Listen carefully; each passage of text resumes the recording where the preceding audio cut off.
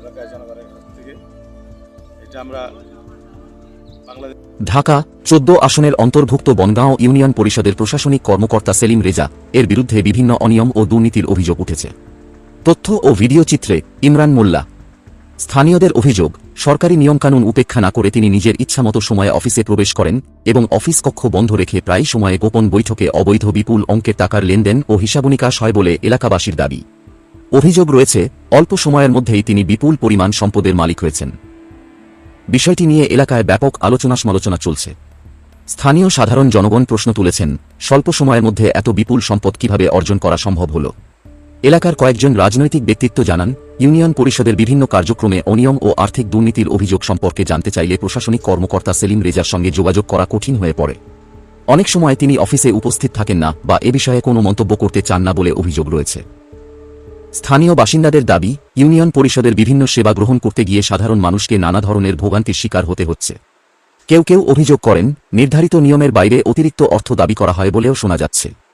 এ পরিস্থিতিতে এলাকাবাসী সংশ্লিষ্ট প্রশাসনের দৃষ্টি আকর্ষণ করে বলেন, বনগাঁও ইউনিয়ন পরিষদের প্রশাসনিক কর্মকর্তা সেলিম রেজার বিরুদ্ধে ওঠা দুর্নীতির অভিযোগ সুষ্ঠু ও নিরপেক্ষ তদন্তের মাধ্যমে সত্যতা যাচাই করা হোক।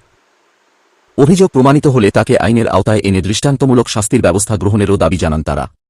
এ বিষয়ে সংশ্লিষ্ট কর্তৃপক্ষের হস্তক্ষেপ কামনা করেছেন স্থানীয় সচেতন মহল। তারা মনে করেন, দ্রুত তদন্ত হলে প্রকৃত সত্য উদ্ঘাটিত হবে এবং সাধারণ মানুষের আস্থা ফিরে আসবে। এই বিষয়গুলো শুনতে পারছি, জানছি। আমি গেছিলাম, ইউনিয়ন পরিষদে গেছি। আমাদের এলাকায় বিভিন্ন মিল ফ্যাক্টরি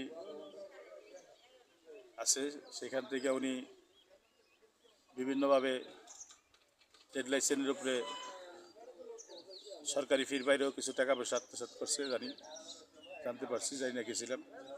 সে আমাদের সাথে কোনো প্রকার কথা বলেনি, তাকে পাইনি আমরা যাই। তারপরেও তার সাথে আমরা যোগাযোগ করেও তারে দেখতে পাইনি।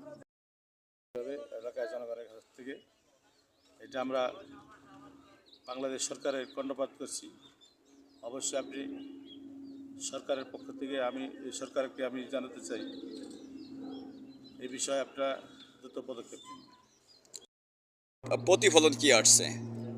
না, ওরকম কোনো রেজাল্ট আমরা পাইনি এখনো।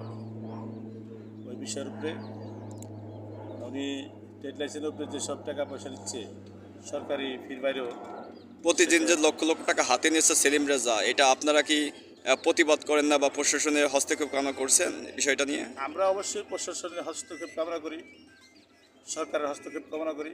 এ বিষয়ে তদন্ত করে যথাযথ ব্যবস্থা নেয় সে আশা করি।